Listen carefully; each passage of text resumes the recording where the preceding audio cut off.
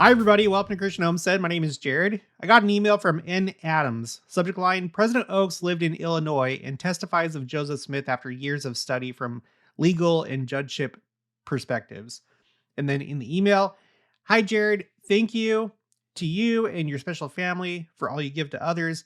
You came to my mind as I listened to this talk given by Elder Oaks, April 1996. I'm listening to all of President Oaks' General Conference talks since he was called as an apostle. This talk stood out to me today with regards to him being prepared to be our prophet for our day today. The Lord guided his life's path to become a respected lawyer who lived in Illinois, where he could study in depth original documents of the prophet Joseph Smith's life and legal difficulties. He also became a Utah Supreme Court judge, which allowed him unique insights to determine the correctness of the court judgments regarding Joseph Smith. My personal commitment to follow President Dallin H. Oaks' words today as prophet have been deepened even more, as I know he has carefully been prepared for this day of turmoil, confusion, and uncertainty regarding honest legalities and freedoms. How blessed we are to live in mortality during this great period of history. And then she provides the link. And there's a couple things I want to point out in that talk. And thank you for the email. So we've talked about this before. I don't think it's any coincidence that our prophet of today has this legal background. And he called President D. Todd Christofferson to be in the first presidency, who also has a legal background. It makes me think that there might be something in the near future that they're going to have to deal with that has to do with some kind of legal trouble for the church. And so there's a few things I want to point out before we get to that talk. Recently, this was October 16th of 2025, President Eyring said, "I cannot express the gratitude I feel for the trust from the Lord and the trust that President Oaks has shown to me. I love him and can testify that I know that he is the head of the Church of Jesus Christ of Latter-day Saints by inspiration. I've seen the power of God come upon him. I'm so grateful for the people whose faith I know will sustain us in this great work of the restoration and the final preparation," which is one of those key phrases, "the final preparation of the Lord's church for his coming. I bear you my testimony that preparation is occurring and that President Oaks is the perfect one to do the things that I know the Lord will want done. I'm grateful to be at his side. I testify Jesus is the Christ." And then I think about something that Sister Nelson said back when President Nelson was still alive. This was pretty early on in my channel. After the October 2022 General Conference, they did an area devotional for Alberta and British Columbia, and it was part of a series of devotionals that had the same format. One of them was actually for Kansas and Oklahoma. I was living in Kansas at the time, but on top of that, there was one for all of Europe. There was one for Nevada, and then another one for California. And as far as I know, those were the only ones in that series. It's really interesting. But this website called thefamilyproclamation.org has like a partial transcript of what Sister Nelson said. I actually have my own notes. I didn't get rid of them, but I'm going to read from their transcript. Okay, so we're thinking about the adversary. We're thinking about attacks on the church. And there's many different ways to attack the church. Everything from anti-church people and the content that they publish, as well as people within the church that undermine church leadership and always criticize what the church does and leads people off the covenant path, to more serious things like legal action against the church. So with that in mind, I was so fascinated when she said this. She says, "Think of just one truth you received from our recent General Conference. Now, would you treasure that truth, want to share that truth, want to live that truth with even more joy and exactness if, under each speaker's name, there were a caption noting what she or he had to go through, had to sacrifice, even had to suffer in order to speak that one truth. My dear brothers and sisters, many speakers at our general conference paid a high price to deliver their messages. And many of the over 200 million who experienced General Conference came well prepared, spiritually hungering to receive truth. And that is why October 2022 General Conference was remarkable. I know now more than ever that for you and for me to be spiritually and even temporally safe, now is the time to stop putting question marks after what is said by the Lord's prophets, seers, and revelators. If we're going to be safe and stay safe, it is now time to use exclamation points after everything they say. Now, that's something that she takes from President Nelson because before he became a general authority, he said that in regards to following the prophet. But in addition, now I have this on my spreadsheet, but it's not in the partial transcript on this other website. I want to read this. She says, "Here's the truth. The adversary goes to extraordinary lengths to try and prevent truth from being spoken and to try and prevent truth from being received. We knew that the October 2022 General Conference was going to be a singular experience based solely upon the number and intensity of trials and attacks prior to conference. That's probably all I need to say about that at this point. However, look me up in the next world and I'll tell you more. A lot more." Okay, so if that was the case during President Nelson's presidency, I don't think that it's slowed down. It's probably just going to get worse. So again, we have this whole thing of President Nelson being the heart surgeon, working on the heart of the church. Now he's passed away, and now we have President Oaks, the judge. He was a literal judge. And I feel like there's all sorts of significance in that on many different levels. It's very interesting that they were called together at the same time. Okay, later on in her talk, I feel like this is very telling.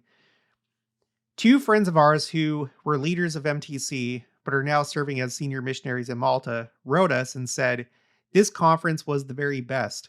President Nelson, we feel you have asked us to get on the ark." And I think they said that because, as I've pointed out many times, it's been a while, but as I've pointed out many times, that's the conference where President Nelson called on us to be the people of the second coming. Like clearly and plainly. And I can't find any other quote that's as clear and plain as what he said, where there's a prophet of the church that calls on the church of today to be the people of the second coming. And you can see that he meant it when you watch the video and you look at his facial expression and the way that he pauses and his tone of voice. So, in my mind, October 2022 General Conference was very, very significant. Okay, so President Nelson, a president who called on us to be the people of the second coming, who was always talking about the second coming, who announced all these temples and made so many changes to the church. Now he's passed away, and now we've moved on to his successor, the one that was called with him into the apostleship, and he's a judge. So what happens next? Well, I don't know exactly, but let's go back to the April 1996 General Conference. This talk is called Joseph, the Man, and the Prophet. And this may give us some reassurance that President Oaks is the perfect one for the job, and who knows what he's going to have to deal with. Who knows what he's already had to deal with that may not be public. Okay, so he says the prophet Joseph Smith experienced severe opposition and persecution throughout his life. Yeah, just like the church is currently experiencing, and it's probably going to increase. But in the midst of all this, he never wavered from his divine calling.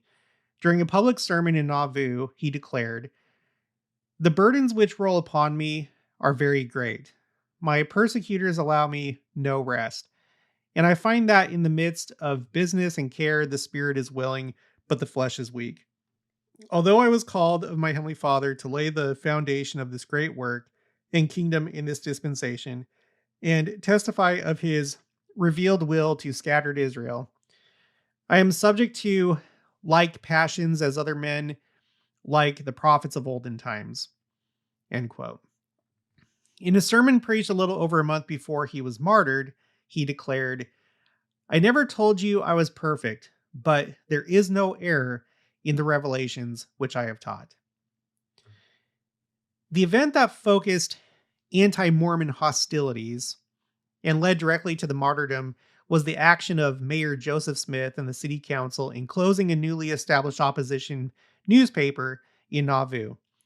Mormon historians, including Elder B.H. Roberts, have conceded that this action was illegal, but as a young law professor pursuing original research, I was pleased to find a legal basis for this action in the Illinois law in 1844.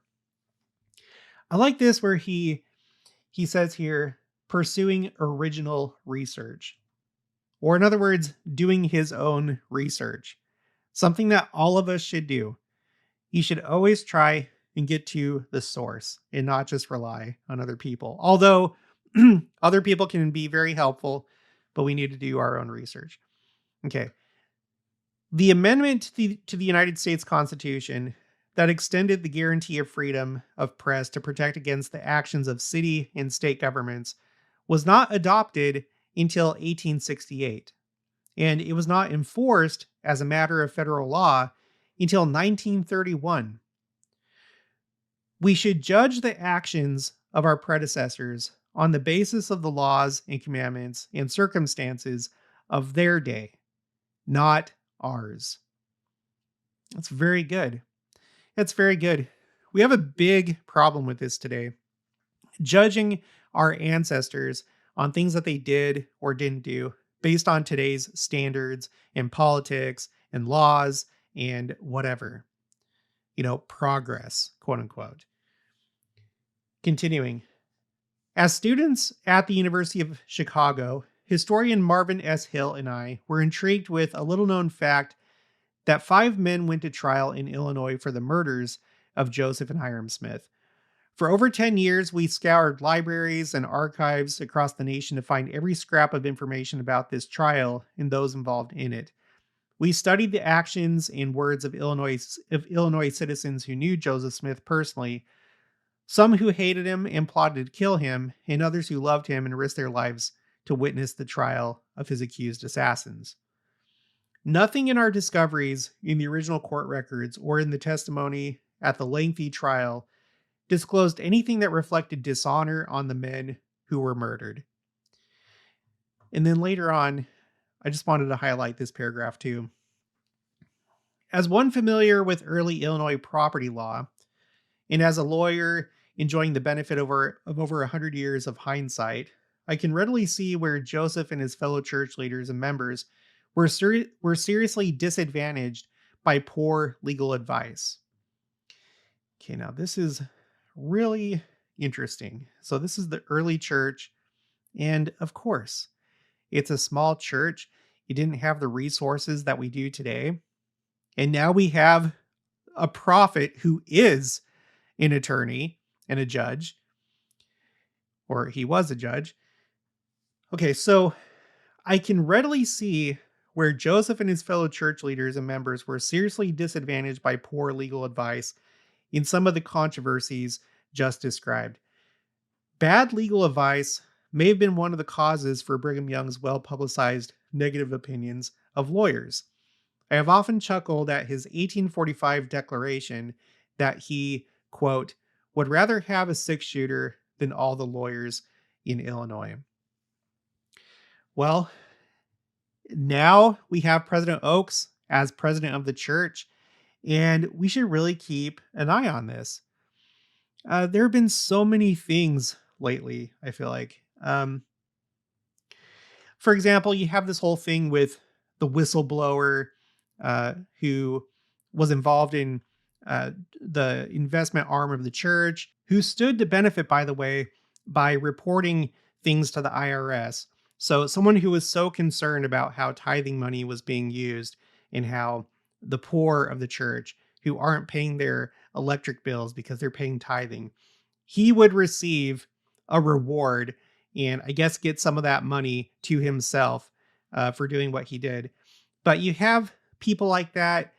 You have this whole thing, not that this is necessarily legal troubles, I don't think, but it potentially harms the reputation of the church.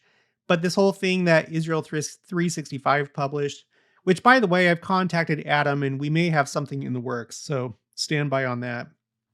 But who knows what the next thing is going to be? I might have to put together a separate spreadsheet, like a timeline of I don't know, just hostile actions toward the church. That'd be a really interesting timeline to look at. Let me know if you'd be interested in that. That might have to be another area of research for me. But yeah, we're getting closer and closer to the second coming, so I expect it, and I definitely think that's why President Oaks has the background that he does. And the same thing with President Christopherson. But anyway, that's going to be it for this one. I'll talk to you guys later.